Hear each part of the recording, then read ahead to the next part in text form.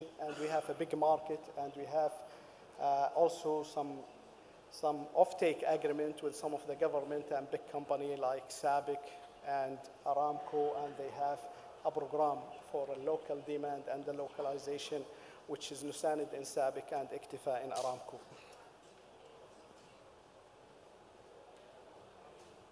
Now we will highlight some of the enablers, which is in mining, okay? In mining, this is what I say. This is the big map, and see how many resources, natural resources we are having, and we could create a big industry of mining. If you look for gold or iron or zinc or copper, you are talking about hundreds of billions are there. And also if you see some resources like silica is abundant. And phosphate, which is, I think, India, and they are much interested in phosphate. It's a big opportunity in Saudi Arabia. So this is with $120 billion of investment in mining, we could realize this 1.3 trillion. Now in industry, this is really, there is a big opportunity because there is around 12 sectors, including renewable energy, including medical supplies, including automotive, chemicals, machinery and equipment, and food processing and aquaculture. At the top of that, pharma, and I think this is again another area of interest for India, because pharma is, India, they have a good infrastructure and research and capability that we could synergize together. Of course, this sector, it's over more than $300 billion opportunity for investment. And this is only a quick overview on this. For logistics, I think Saudi Arabia, it has a unique location, and it has a good connectivity with India, with Africa, and also with Europe. And with this, we could capitalize on this now. Because of that, our government, they are investing around $35 billion to improve our infrastructure. And really, there is around 2,000 kilometers of railway to connect east with west. And by the way, this will be part of One Belt, One Road initiative with China. So this will give you a very good infrastructure of logistics that would help you. And again, in airport, and also in roadway, and also in improving the seaports, we are working heavily on those with heavy investment. And by the way, in the logistics, Saudi Arabia recently, we managed to reduce the container waiting days in port from 14 days to 6 days, which is a reduction more than 50%. In port documentation, usually it is 12. We reduce it to 2, which is a big reduction. And also reduction of export from 8 documents to 2 documents. And this is a clear indication of how efficient Saudi Arabia is working in our supply chain and in our logistics, which is, again, in India Vision 2022, you are looking to reduce your logistic cost from 14% of the GDP to less than 10%. With this, he starts saying time. Energy, last sector, okay. I think energy, we start with initial vision and numbers, which is around 9.5, then they revise it to 27.3, and after that it was revised to 58.7, and the time span was increased from 5 years to 12 years. This will enable the renewable energy production facility to come, and we create a big market that would work fine for KSA. Enablers, I think I talk about it in general, and it's including human capital, local demand, policy, everything. And with this, I would like to say thank you, and sorry because I exceed my time. Thank you.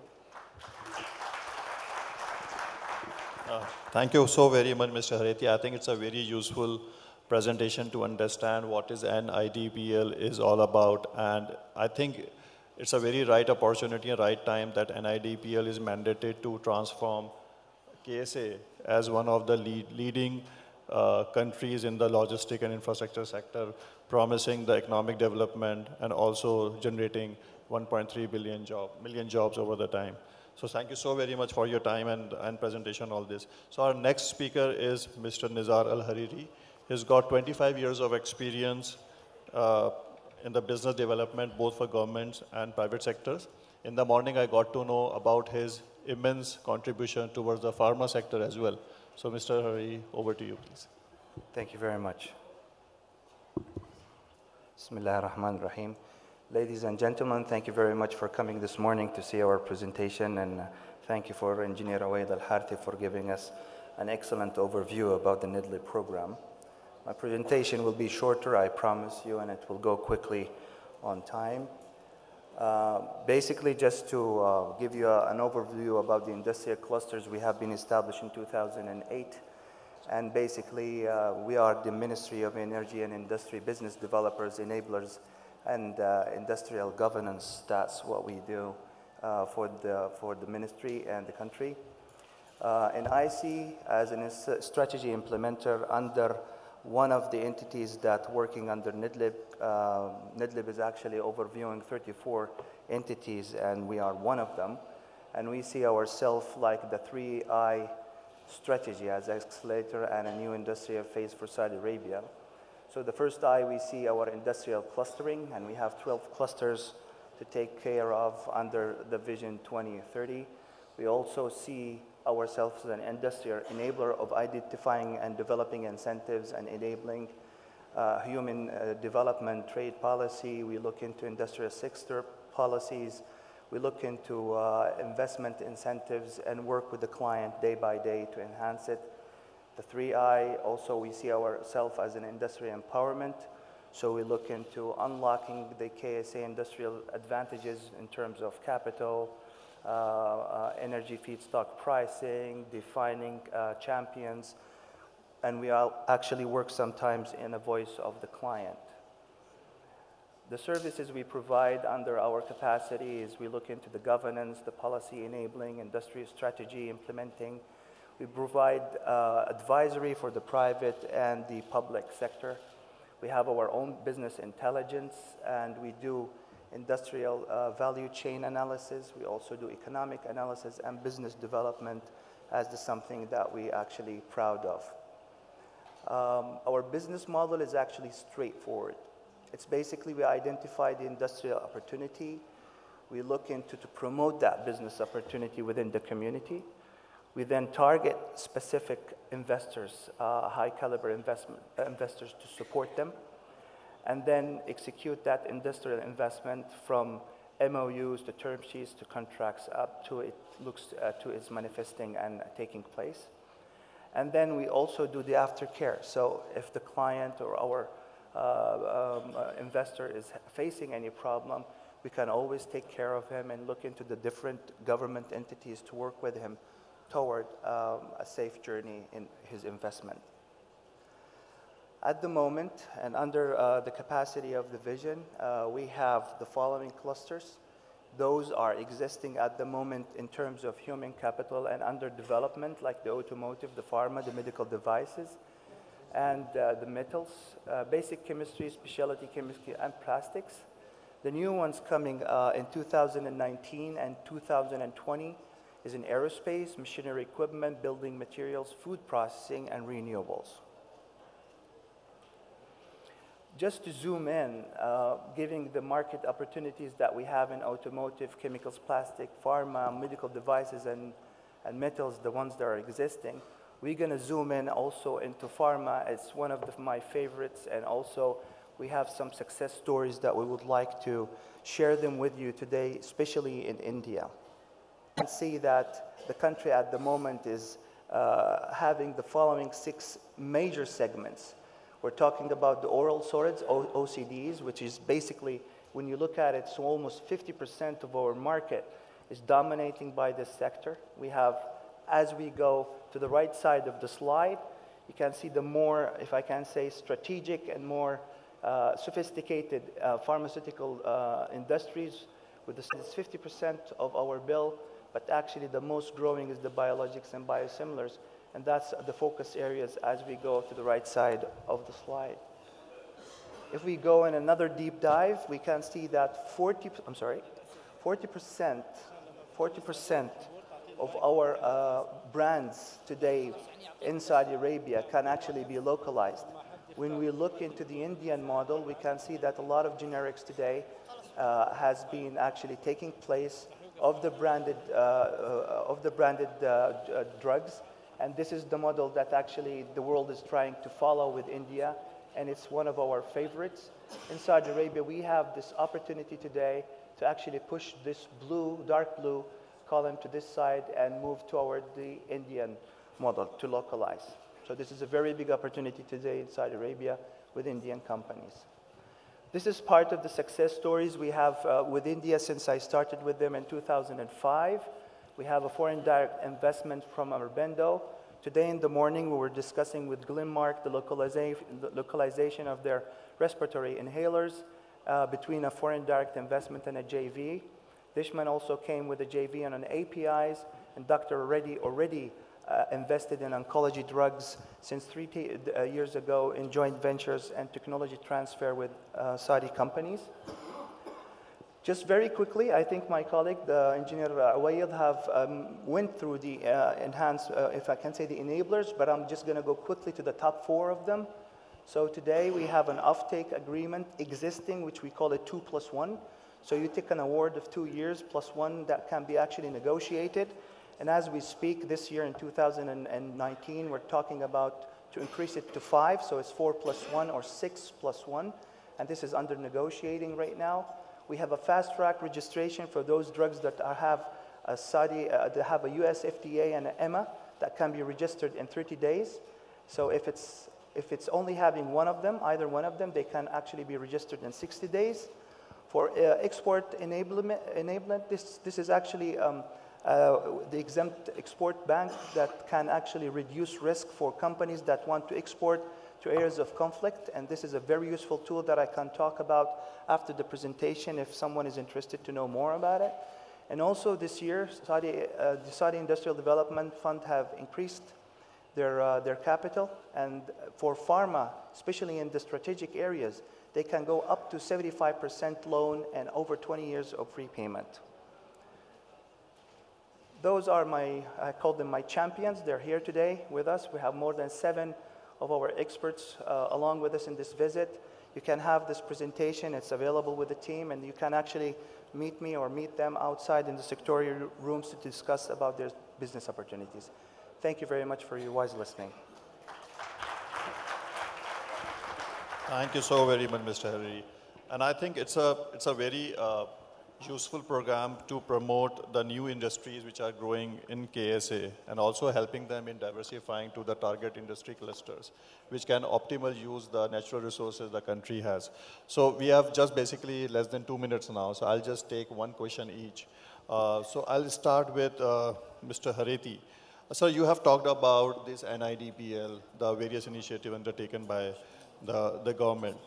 So just want to understand where this particular program is at this point of time. And importantly, what are the various improvements that this program is focusing on transportation and logistic improvement in the country? Okay. Well, it's clear Saudi Arabia is having a great infrastructure as of now.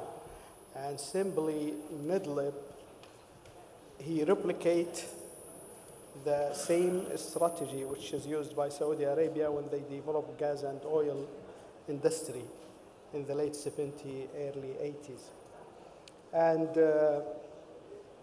just now we consider different sectors in the industry that has a potential and it has a strategic depth for Saudi Arabia to ensure those industry would be a sustainable industry. And now government is investing heavily to develop the infrastructure of port, railway, roads, and everything. And also they are investing heavily to modify our education system to produce new human capital that would run this industry and build those local industry. Also, there is some financial support, and also the SIDF scope was increased and the fund was increased to 28 billion. And also to support Saudi export and import, there is a bank established with $8 billion fund. So all of these are clear efforts and support by government to make our environment is so attractive for the investors, and establishing economy zone and a special industrial city. This will enable such industry in 12 sectors that we mentioned so far. Fantastic. I think KSA is ready to go for the investments.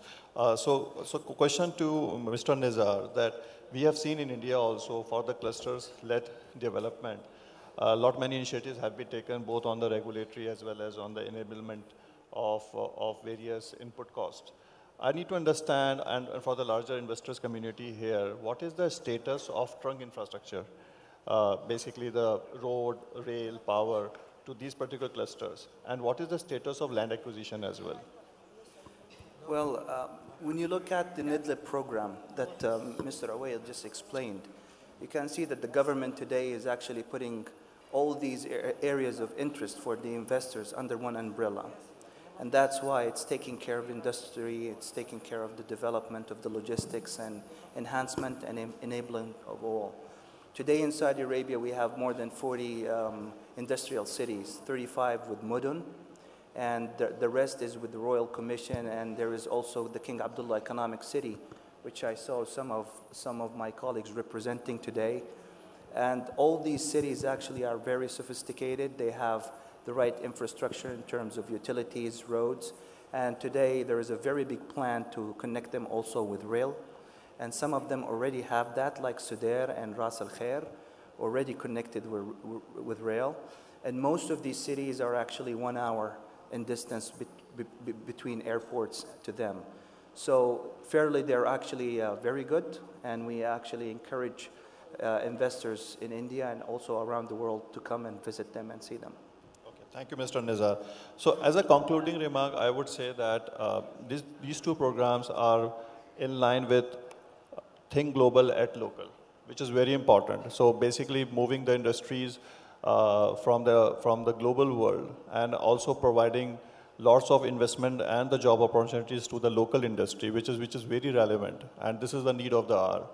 Second aspect, which I have seen, and I think everybody would concur on my views also, that with the global scenario changing both on the economy as well as the business models are changing with artificial intelligence and other digital things are coming up. Both these programs have focused on the innovation. And this is very important because as a youth, and both the speakers have talked about the demographic dividend the KSA has. So if we have youth which is proactive, which is progressive, which is forward-looking, and we have plans which are promoting the innovation and also the startup entrepreneur mindshare. I think this is the right time for KSA to think about it.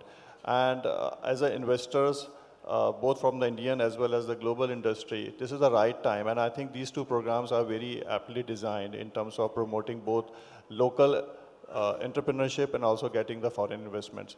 So we initially thought of taking a couple of questions from the floor also, but we have our panel members and Mr. Premji is also here, so we have a paucity of time. But both these speakers are available throughout the day. I'll encourage each of you to have a meaningful conversation with these two people and also see how as an Indian investors, how as Indian policy makers, we can take lots of cue from having these kind of a large programs which can transform industry, which have transformed economy from the one sector led to the diversified sector economy. Thank you so very much. And my thanks to all the organizers here, and all the best for the success of two programs. May I request each of you to have a round of applause for both our speakers.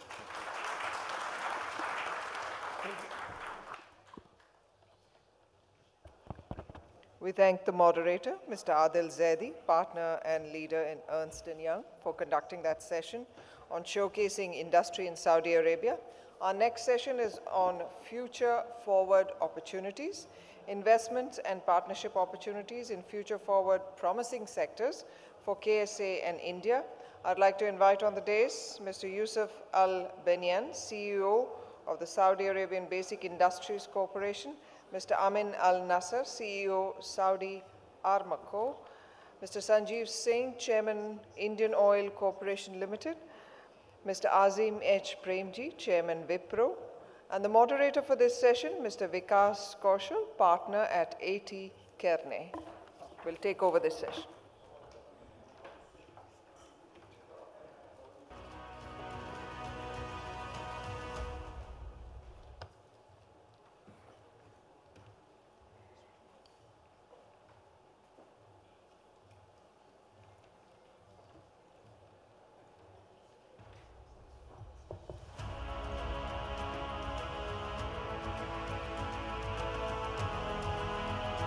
Good morning, everybody. Can you hear me well? Thank God. It's a great privilege being here moderating this elite panel. I must start off by saying this is a panel which is high on energy and high on technology. I'll explain why I said that. The panelists here represent organizations which are pioneering in the sectors in their work, not only in their own geographies, but globally. They have all made global impact. They're also working in the cutting edge of technology and most importantly on harnessing human capital. And it'll be great to hear the view of all the eminent panelists out here. Just to give the context and a few data points to start off with, Dr. Faisal mentioned about the trade between Kingdom of Saudi Arabia and India. If I look at the imports into India, we import roughly about $20 billion from KSA. And if you look at non-hydrocarbon imports, non-oil related imports, the number drops very dramatically. If you look at exports from India to Saudi Arabia, that's roughly around $5-6 billion, give or take a few millions there. Again, a number not to be very proud of. I'm sure with the vibrant economies both these countries have, the bilateral trade and the investment is something which can be much higher.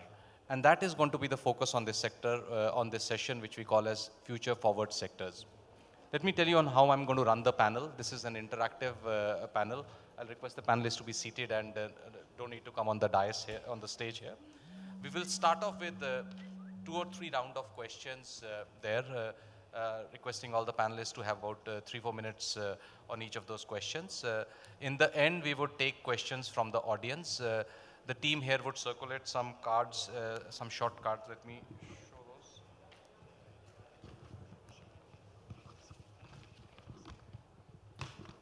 So there'll be cards like this. If you have a question, you can write on the question there. If you have a panelist who should take that question, you can put in their name there. And the organizer will send it to me and I'll choose a few questions there. So having set the context, let's get into hearing from the eminent panelists here. I'm going to start off with Mr. Nasir. First of all, a warm welcome to India. Let me start off by asking you a question. You sit on the helm of one of the largest global organizations. You have an opportunity to invest anywhere in the globe there.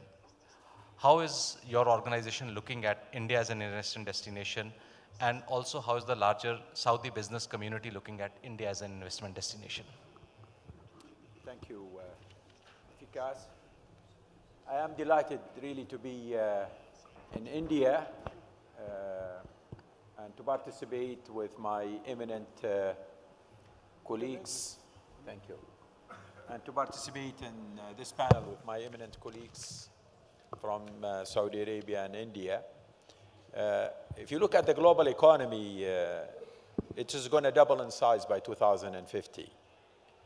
And the power or economic power is shifting from west to east. Actually, out of the 7 largest global economy by 2050, 6 will be from the east. India will be the 2nd largest global economy ahead of the United States. If you look at the growth, economic growth in India, 7% per year. By today, out of the global GDP, India represents 7%. By 2050, India will represent 15% of the global GDP. So that's a very significant growth. If you look at population, India today at 1.4 billion, the population count. By 2050, you're talking about 1.7 billion. More than 65% under the age of 35 years old. A lot of talents, a lot of skill, while developing countries are aging. So this is also an area of strength. Also, India is increasingly becoming more open, more free, business friendly, under the leadership of Honorable Prime Minister Modi. So all of these are attractive opportunities that present themselves in the Indian market. If I look at it from the oil and gas sector, it is very important. Actually, India is an investment priority for Saudi Aramco. India takes from us almost 800,000 barrels a day. India consumes 4.8 million barrels a day, and by 2040, India total consumption will be around 8.2 million barrels per day. In certain estimates, if you look at 40% of the growth in the oil market, by certain estimates, is going to be here in India. So it is very important for the oil sector. If you look at it for the petrochemical sector, you have almost 5 million barrels per day of refining capacity. My colleague here, Sanjeev, has quite a bit of refining capacity in India. It's the most complex and the highest integration. Actually, certain refineries have the amount of liquid that goes into petrochemical almost 40%. And they are talking about taking almost 60% of that refining feedstock to petrochemicals. So it is an important market in terms of growth.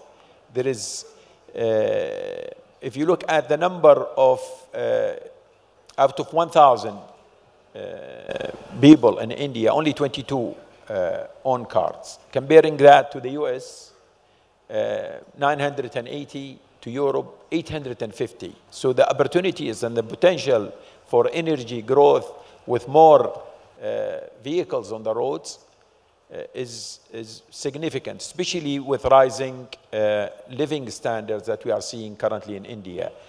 In petrochemical, if you look at it, 9 kilogram per capita in India, compared to the US, about 109 kilogram per capita. So as I said, with rising living standard, the potential is huge. And that's why I would say the economy is taking off, and there is a lot of opportunities, and would like to participate with our partners here in India and a lot of the growth that we are seeing. Thank you, Mr. Nasir. Let me invite Mrs. Singh. First of all, thank you for joining the panel. I'm sure your views would be very helpful here. You lead one of the largest business entities in India. How do you see stronger partnership between the kingdom and India benefit both the countries, and do you see economic synergies? First of all, I would like to express my sincere thanks for inviting me for this panel. It's again wonderful to be with my friend Mr. Amin. I can only second his views, whatever he said about strong ties between India and Saudi Arabia. The ties between the two countries go beyond centuries. It's not only the energy ties strong ties which we see today, but there had been strong cultural and trade ties between the two countries for many, many decades, many, many centuries. And I think that is a strong fundamental of doing business between the two countries. Although energy still remains the major binding force between us, and for mutual reasons.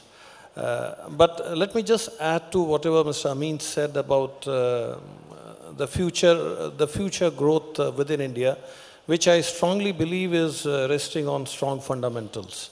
While the population is set to grow, there are a lot of things which are linked with population growth. Petrochemical growth or the polymer growth is linked with that. There is a strong energy growth demand, which is bound to happen because of different sectors. Even if we look at oil and gas sector alone, we are a diesel-driven economy, and while the diesel growth, although we have seen some impact of price sensitivity also on the diesel growth, but it is strongly driven by other sectors' growth, and we have seen that.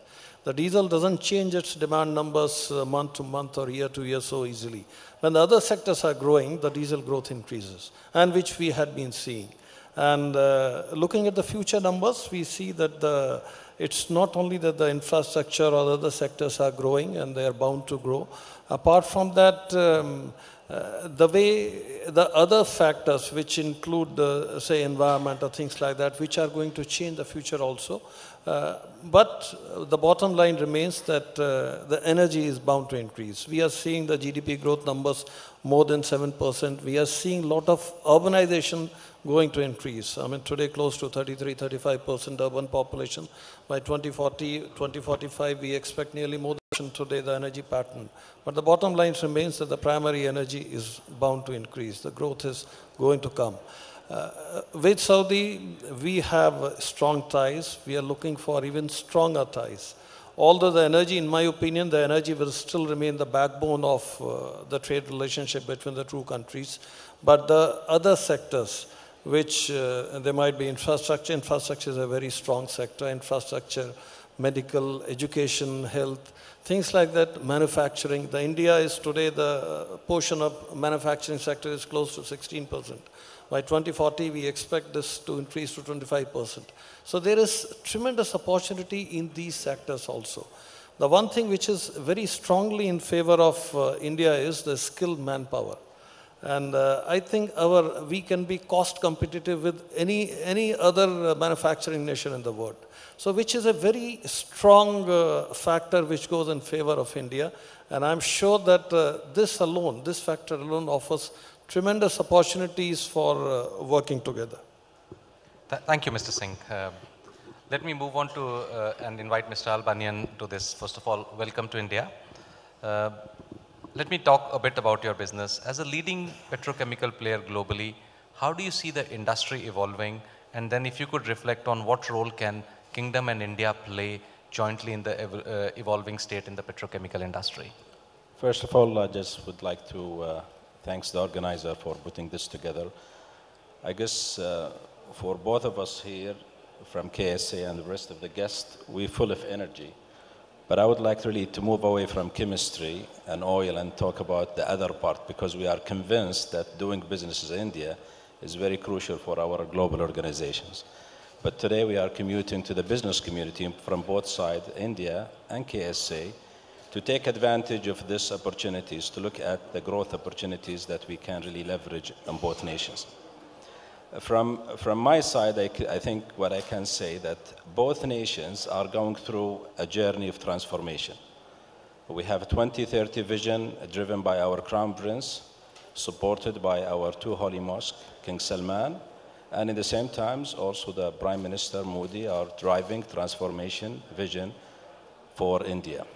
If you look at the details of those two visions, there is an overlap on some of the key parameters. One of them, creating jobs for our youth. Both are really very crucial. If you look at India, for example, you are talking about rehabbing or reskilling more than 400 people by 2022. This is a great opportunities that we can leverage them in both trade between both nations. If you look at also technology and transformations, technology is a key component of our 2030 vision. If you look at my industry, it's no longer the feedstock is the crucial. Technology and innovations and talent is what matters. So India has a very strong leverage of skilled talent that can help on innovation and transformation. And our 2030 vision also drive for knowledge transfer. And I think that this is a very good complementary role that both India and KSA can play. Then for us as a business community, what matters? If you look at both vision, they have recognized that the private sector is going to be a very crucial and a main enabler for the industry and the economy to transform. Therefore, most of the opportunities that is really given and offered to the private sector to drive this industry. Now, from that perspective, There are so many opportunities. I mean, we have the former speakers, Mr. Al-Harthi and Mr. Al-Hariri, they were talking about business opportunities. And these business opportunities, not only from one side, from both ends. We are trying to attract also Indian investors to the kingdom, but in the same times, we are encouraging our business community in KSA to do business in India. Last year, for example, SABIC, we have more than 39 projects has been approved between both India and also KSA, which could really bring more value to our business community. So there are so many things that we can do together in order for us to leverage this. Finally, I think Mr. Amin al-Nasser has mentioned this clearly. We have huge growth of populations that they are moving from really the suburb to urbanizations. I'll give you an example. By 2025, more than 350 million Indians, they're going to move to smart cities. Just imagine, this is the size of the United States moving from the to the urban side. They're going to demand a middle class and high level of quality, means there is a more demand and more growth for our business community. Thank you. Thank you, Mr. Al-Banyan. Let me move from the exciting world of energy to even more exciting world of information technology. Mr. Premji, you have been a pioneer in information technology domain and a visionary there. Do you see information technology as a means for enhancing cooperation between KSA and India? Is this also a vehicle for transforming these economies? Of reading in some depth the Vision 2030 of the country. If you don't mind, can you take this mic? How do I get it on? Okay. You know, I took the trouble of reading in depth the Vision 2030 of KSA, and three words stood out to me there, you know, which was really fundamental to that vision. One was vibrant, the other was thriving, and the third was ambitious. And all three words fit in beautifully with the IT industry.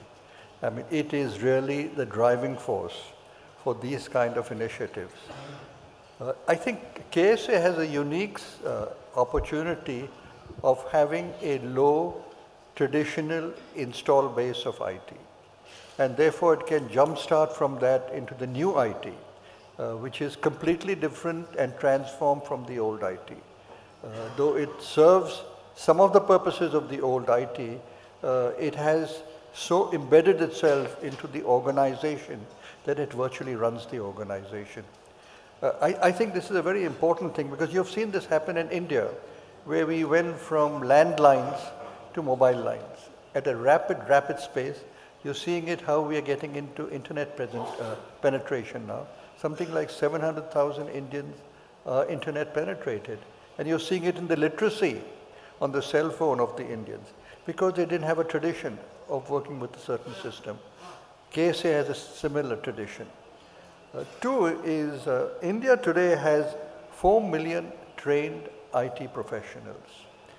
They're seasoned, they're experienced, they're trained and they're retrained by the industry. They bring now today growth rates for the Indian IT industry, which is significantly faster than the global growth rates. So the industry is gaining market share. I say this because it demonstrates that young Indians are qualified, they're trained, they're hungry, and they're willing to learn, which is critical in this industry.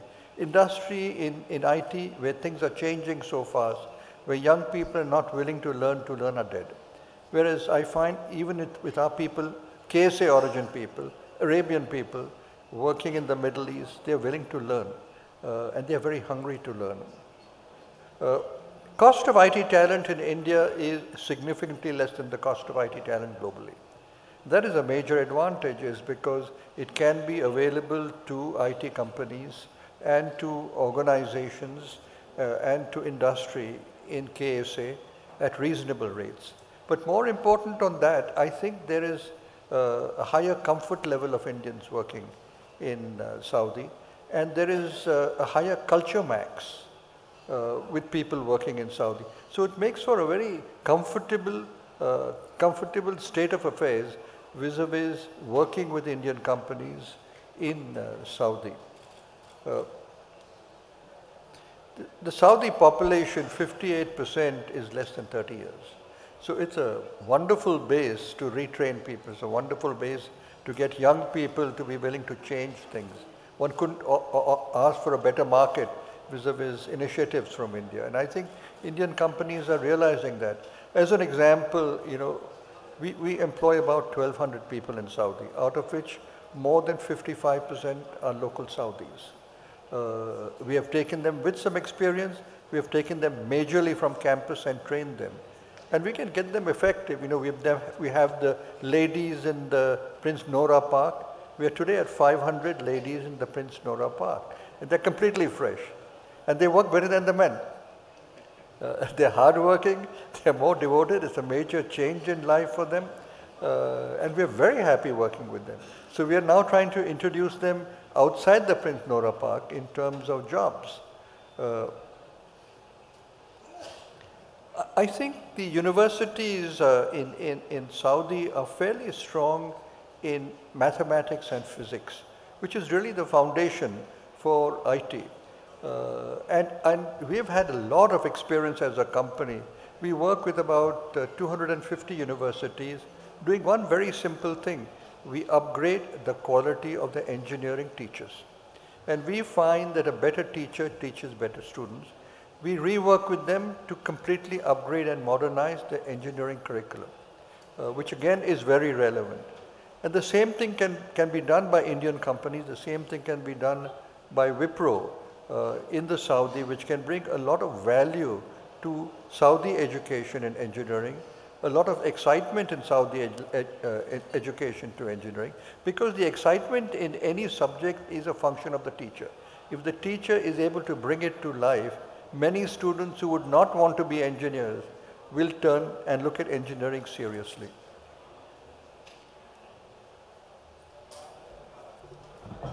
As far as I'm concerned. Thank you, Mr. Premji. I'm going to come back to you on more views on this later in this.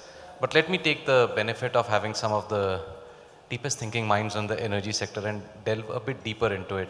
Mr. Nasir, my question to you, how is Saudi Aramco seeing energy transition and what are you doing on it? And from your perspective, what implications could it have for an economy like India? Well, I think for energy transition, there are certain areas where there is agreements in the industry, in the energy industry in particular, on certain key beliefs. First key belief is that there is a transition that is currently going on in the energy sector. Basically, more electric vehicles, more alternatives are substituting coal, oil, and gas, even though they start from a smaller base, but there is a transition that is ongoing. Second key belief is that the world needs adequate, reliable, and affordable supply of oil and gas or energy. So this is where the consensus ends. In terms of the energy transition, there are two narratives. The first narrative is that energy transition is going to happen within 5 to 10 years. All what you will see in the world is electric vehicles, oil will be stranded, and the level of acceleration on alternatives and renewables is going to be massive, where, as I said, in 5 to 10 years, everything will be stranded. The second narrative, which is what we believe in, is that transition usually takes decades, doesn't happen in 5 to 10 years. It progresses and it accelerates, but the progress and acceleration is slow. And the base where they are starting, you look at today the number of electric vehicles, 5 million, how much they offset from the oil production in 2018 by introducing more electric vehicles, 50,000 barrels of oil, out of 100 million barrels of oil that we supply the market every day. So what we said is the progress is very slow, let alone that most of them are fired by coal-powered plants. But so they are not as clean as claimed. But as I said, the number is very, very small. So we believe that transition is going to be, will take decades. And for us as an industry, energy industry, we need to continue to invest. If we take the first narrative and build based on that, which is 5 to 10 years, nobody is going to invest in exploration. Look at the kingdom, for example, today, 260 billion barrels of oil reserves. Saudi Aramco today, with 260 billion barrels in the kingdom, still every year we have exploration program that will compensate for every barrel that we produce and every BTU of gas that we also produce or we market today. So if you believe, and that shows our conviction that without exploration today, you have oil production that is sufficient for 60 to 70 years. So if we believe the world will change in the next 5 to 10 years, we don't need to do exploration. You have enough resources today without doing any dollar on exploration. But our conviction is that transition takes decades. For India, for example, you asked about India transition. India, the issue of affordability is very important. Look at a car like Maruti Suzuki today. It's what, 3.5 to 5 lakhs? But Nissan Leaf is 45 to 50 lakhs. So basically 10 times more. That's one element. Look at, for example, firewood used in the rural area. Today, it's more than 60%. Today, firewood. Transition takes time. We're talking about wood, going to coal, to oil. Coal today in the India is almost in the power generation, 70% in the power generation. And this is something that's supposed to have peaked 50 years ago. My point is, even if you look at 2040 for the Indian market, in terms of the energy sector, the coal as part of the energy mix will almost be the same. But in absolute terms, it's going to be much higher. This is coal. Biomass or firewood in the rural area, for the last 2 decades, this is based on the latest report I read, only reduced by 12%. So it takes time for transition to happen. I think with more use of coal in the power sector, use of carbon capture, utilization, and sequestration is important for the Indian market. And I think these are areas where it can be looked at. There's a lot of success in moving from kerosene to LPG. We've seen it in India, it's happening. So a lot of transition happening in that area. So these are all success factors that is happening in the Indian market. So my point is transition is taking place. However, it's going to be decades before that full translation. Oil to chemical is something big. When we talk about oil to chemical, it is an area where we have a lot of resources and emphasis on it. And it is something maybe we'll talk about in the... Sure. Thank you, Mr. Nasir. Let me invite Mr. Singh to build upon this. Would be good to hear your views on the energy transition, and more importantly, what opportunities does it create for collaboration? First of all, if you ask any oil and gas man that how does he look at the future for energy basket, I think we all are going to say that oil is going to remain.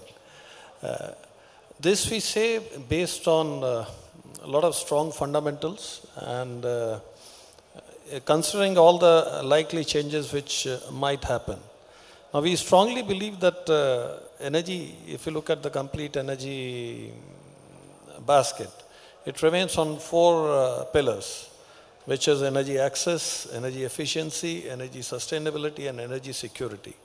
Now for different countries, the importance of each pillar might be slightly different. Like for a country like India, which heavily depends on import of energy, probably the energy security plays a much more important role rather than any other country which might be self-sufficient in energy.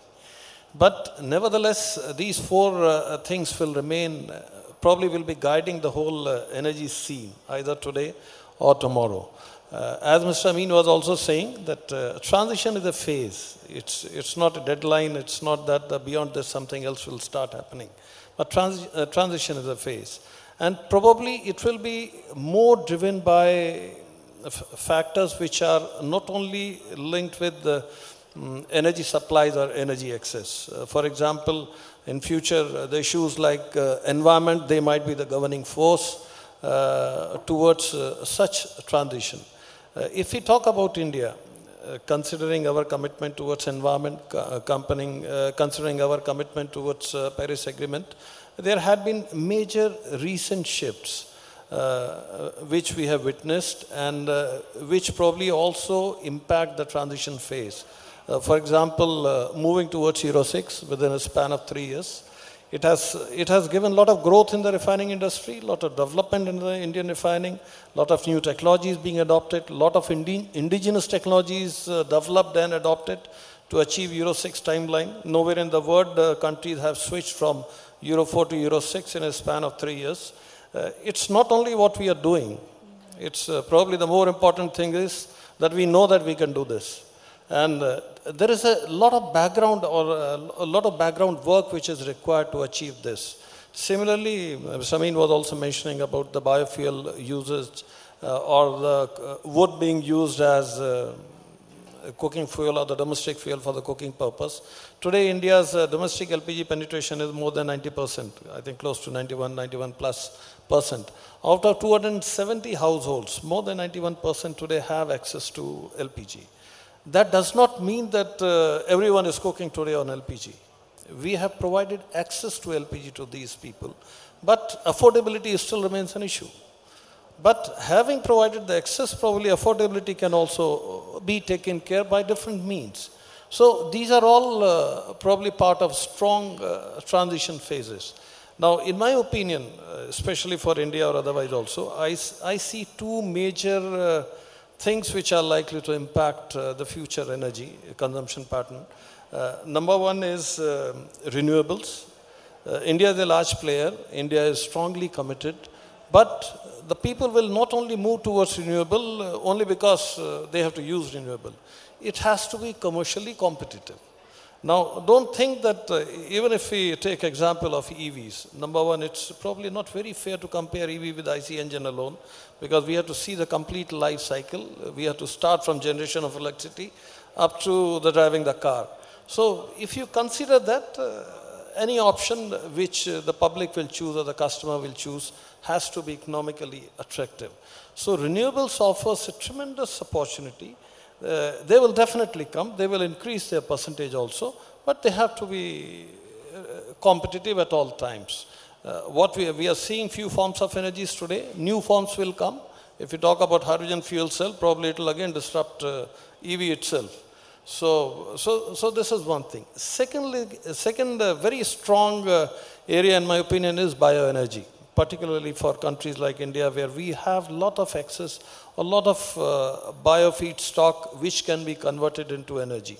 We are working tremendously towards 2G ethanol, 3G ethanol kind of projects at commercial level, as well as biogas, which again provides tremendous opportunity within the country. So I think now again, it's a transition because we need technologies which make these initiatives competitive at all times. And then we need some policy support, little hand-holding during the initial phase. But I think these two important things, initiatives or the forms of energy, will going to play an important role in future. Thank you, Mr. Singh. Mr. Albanian, let me invite you on a different theme. Would be great to hear your views on India as an investment destination. I think you talked about it. But more importantly, what can help more investments come into India from the businesses in Kingdom? You know, if you look at, maybe I can start with SABIC. We've been in India more than 3 decades, and we have more than 1.5 billion US dollars revenue of sales, we have certain product, even we have reached 50% of the Indian market share. But have we achieved our target? Unfortunately, not yet, because we feel that there is more need to be done in order for us to expand our presence and our business. We are very excited about some of the new regulation that India's governments have already done. The GST, also ease of doing business index, there is a major improvements.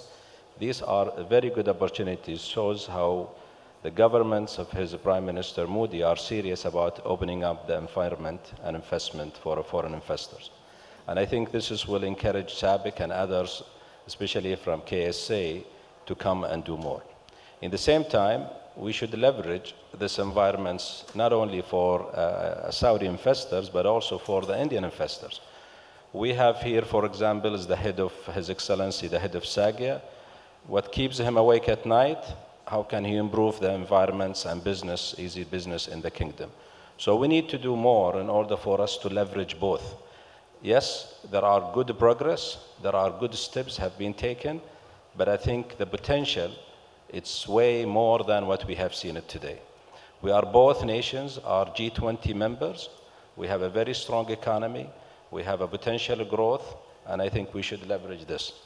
Especially in the area of technology, I think this is an area it has to come into a very at least minimum level of realizations.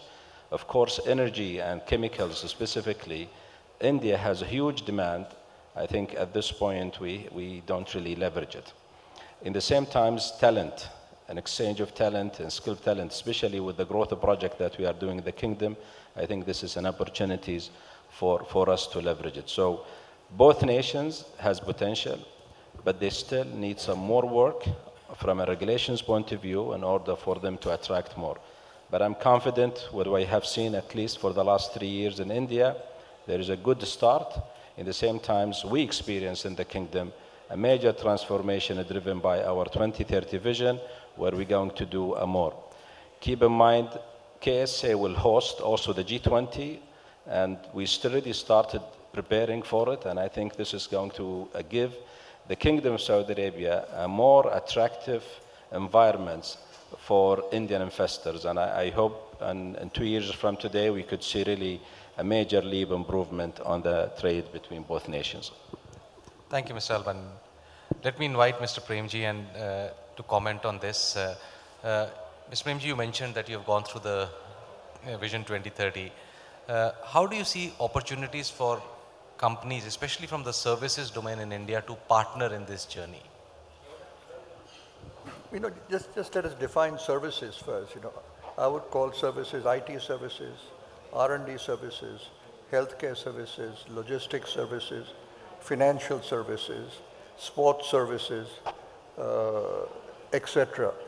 Where I think India stands uniquely competent, including the fact that it has had so much experience with a very large base of consumption, is in IT services, in education services, and probably in health services.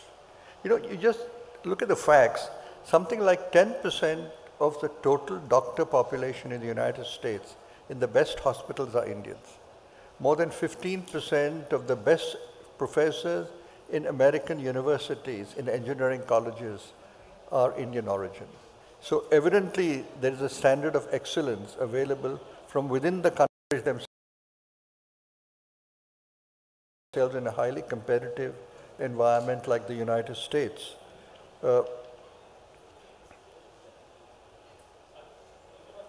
I think a third area where we could be very useful to work with